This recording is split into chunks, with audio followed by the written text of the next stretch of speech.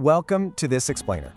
Today we're diving into the staggering wealth and lasting cultural legacy of a 14th century king who, honestly, makes modern billionaires look like they're just scraping by.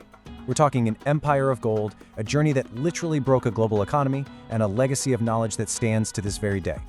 So, let's kick things off with a massive question, one that historians and economists absolutely love to debate. Who actually holds the title of the wealthiest human being to ever live? Now, you might immediately think of tech moguls, right? Or maybe the industrial titans of the 19th and 20th centuries. But to find the real answer, we've got to look way farther back, all the way to the 1300s. $400 billion. Let that sink in for a second. Adjusted for inflation, this is the jaw-dropping estimated net worth of our subject. To put that kind of money into perspective, that's vast enough to literally buy a small country, or honestly, several of them, outright. That unimaginably vast wealth belonged to Mansa Musa. And just a quick aside, the word Mansa actually translates to king or emperor. He was the legendary ruler of the West African Mali Empire, stepping up to the throne around 1312 and ruling until roughly 1337. And during his reign, he took a flourishing kingdom and turned it into the absolute most prosperous empire in Africa, and arguably the entire world. Section 1. The richest man ever. Okay, so how on earth does someone amass a $400 billion fortune back in the 14th century? Well, it all comes down to geography and economics.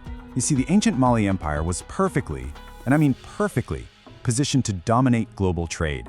They drew their massive riches primarily from three incredibly productive gold mines, and at that time, gold was a desperately sought-after resource across Europe and the Middle East. But wait, it wasn't just gold. They also controlled abundant salt production, a super lucrative ivory trade, and crucially, they slapped heavy taxes and customs fees on all the trans-Saharan trade passing through their borders. It was just a perfectly optimized economic engine. Section 2. The legendary pilgrimage.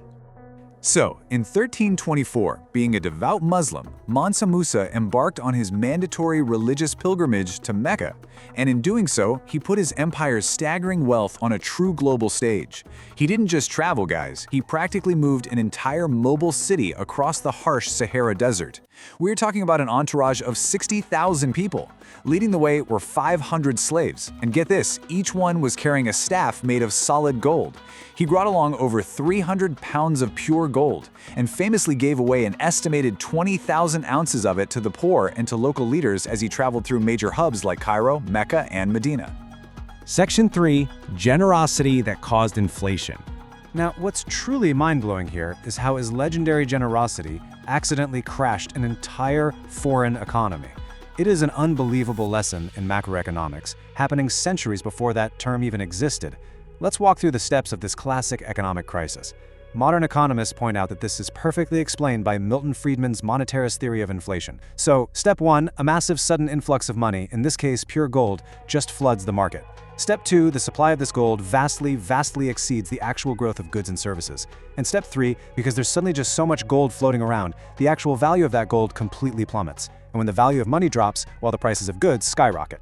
By expanding the money supply so rapidly with all these free gifts, Mansa Musa inadvertently caused the price of everyday goods in Cairo to shoot up 4 to 5 times their normal rate. His incredible generosity effectively acted as a totally devastating economic shock to the people living there. But here's a fascinating twist. Over the next decade, Mansa Musa actually realized what was happening. To try and fix the massive inflation he caused, he borrowed the gold back from Cairo's merchants at a really high interest rate, just to get it out of circulation. But here's the kicker.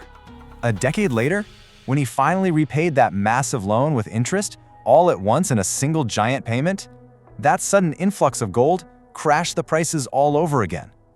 He essentially ruined the region's gold market for over 10 years. Crazy, right? Section 4. Timbuktu's Golden Age. While that economic chaos in Egypt is for sure a wild story, Mansa Musa's true lasting impact happened when he finally made it back home to Mali. He didn't just bring back souvenirs, he brought back human capital. He invited Islamic scholars, poets, and famously an Andalusian architect back to his empire. He commissioned these absolutely incredible structures, most notably the Djinguereber Mosque in Timbuktu. Built in 1327 using bonko, which is a mixture of earth, mud brick, and wood, this architectural masterpiece is remarkably still standing today, and it's actively maintained by the descendants of those very same original builders. Furthermore, he totally transformed Timbuktu into a global intellectual hub. The scale of Sankore University was just staggering. Under his influence, it grew to accommodate 25,000 students. Its library held somewhere between 400,000 and 700,000 manuscripts. That was the largest collection in Africa since the Library of Alexandria. They offered 4 degree levels, going all the way up to a PhD equivalent, and even hosted the Elite Circle of Knowledge, which was a group of scholars whose rulings were highly respected by state leaders across the entire region. So the absolutely crucial point here is comparing these two sides of his legacy. On one hand, we have the physical wealth, the literal tons of gold he gave away, that temporarily destabilized foreign economies. But on the other hand, we have the intellectual wealth, the brilliant scholars, the massive universities, the beautiful architecture. This is what he brought back to permanently enrich his own empire, and honestly, the African continent as a whole. Section 5. Inside the Mali Empire. Okay, all of this sounds incredibly grand, right? But what was it actually like to live inside this wildly wealthy, highly structured society on a day-to-day basis? Thankfully, we don't have to guess. We actually know a ton of the everyday cultural details thanks to the famous 14th century Moroccan traveler Ibn Battuta.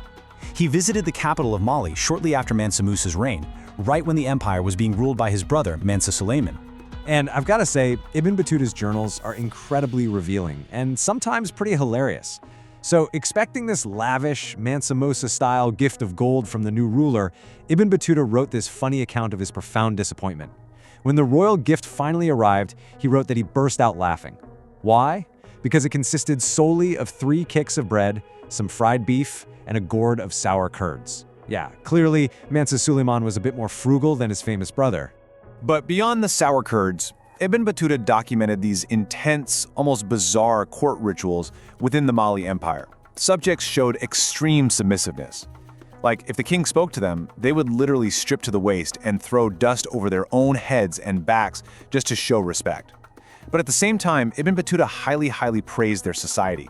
He noted their strict adherence to Friday prayers, where everyone wore pristine white garments, and he was deeply impressed by their intense abhorrence of injustice, noting that travelers had absolute security and safety from robbers anywhere in the empire. It was incredibly safe. Looking back at the whole shebang, it's just amazing to think about the primary catalyst for all of this. It was Mansa Musa's intense dedication to his faith, his unshakable commitment to completing the mandatory Hajj that sparked this entire sequence of events. That single monumental religious journey catalyzed a massive global exchange of physical wealth, sparked a foreign economic crisis, and ultimately ushered in an unprecedented golden age of knowledge and architecture in West Africa.